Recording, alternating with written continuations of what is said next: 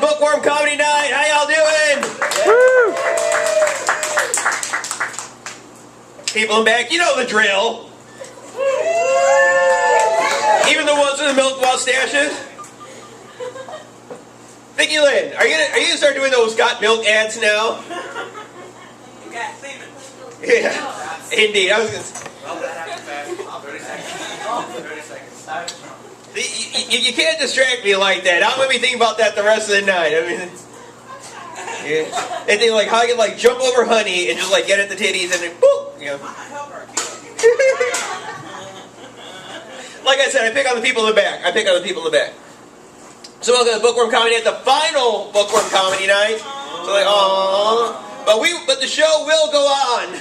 Bookworm will continue catering. So if you guys have know any vegans or hipsters who are getting married, that'd be the people to call. And I will continue putting on shows in the area. And actually, might as well announce where the new rooms are going to be. Actually, before I do that, let me tell you, we've got a great lineup tonight. We've actually got definitely an area favorite. Mark Nabong is headlining right on the 2-year anniversary of the last time he was here. Opening for him, long overdue, Matt Drufke. Come see what all the hype has been about. Also, we got some of Madison's hottest comics. Antonio Aguilar, Sean Vasquez, and Dina Martinez are also on the bill. But now to end the suspense, I'll let you know where the shows will continue. In November, I will be taking over Town Hall from Scott. And actually, I'm even going to change the name of the show. I'm going to even fancy it. I'm going to call it Americana Comedy at Town Hall. So it's going to be a similar format to what I do here, and I think still true to the spirit of quality of comics that Scott brought out.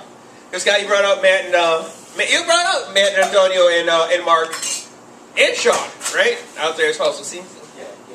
So hopefully, if all goes well, I can bring you gentlemen out as well. If all goes well.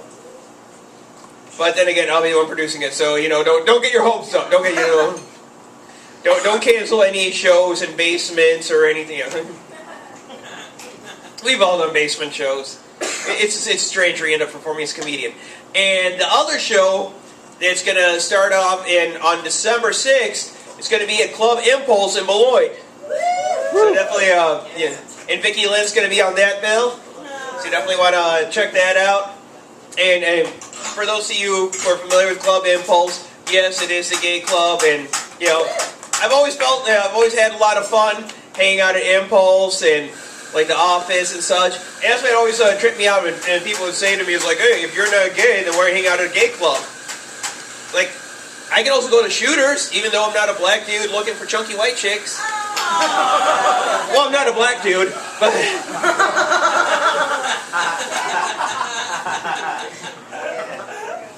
So I'm saying, it's just, leave your expectations at home. Just come out, have fun. Have fun. Don't worry about what's politically correct or not. Speaking of which, do we have any comic book fans in the crowd? I gotta ask this to the comic book fans. Is it alright if one Black Lantern calls another Black Lantern the N-word? What N-word? Neighbor! What's up, neighbor? I'm from Space Sector 2813. How are you doing, neighbor Jordan from 2814? But when you turned into Parallax, you were one bad motherfucker. No. And that was pretty much for you, man. That was for you. I will say that. Unlike when Mark was here and I was dressed up as Green Lantern and wanted dropping my pants, but that was due to lack of elastic. Yeah. What can I say? I came in like a wrecking ball, just like Miley Cyrus. Here's what I want to know about Miley Cyrus coming in like a wrecking ball. How did her boyfriend not spot a wrecking ball coming in? Did it have like a blonde wig on? So maybe he thought it was Hannah Montana. That was a terrible Hannah Montana. That's what I get for trying out new shit. Oh man. Growing up in Rockford, I dated a lot of redneck chicks. Guess you could say I had a case of hay fever. My dad got on my case for that joke. He said it's racist. I said, no, it's not, Dad. There's Mexican rednecks too. Just look at our family.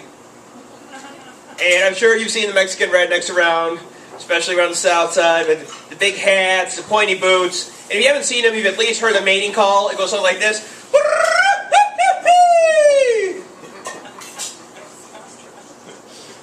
Basically, that's, and Mexican rednecks are called brazers, but that's basically a brazier for get her done, or I want my America back. I don't know. However you want to look at it.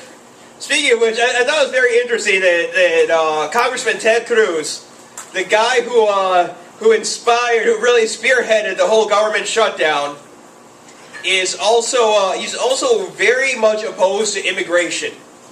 Ted Cruz is very opposed to immigration. Now, considering this motherfucker has a Canadian birth certificate and a Mexican last name, I'm kind of agreeing with him. I think we should deport him first. I think it would help out immensely. That being said, y'all ready for your next comic?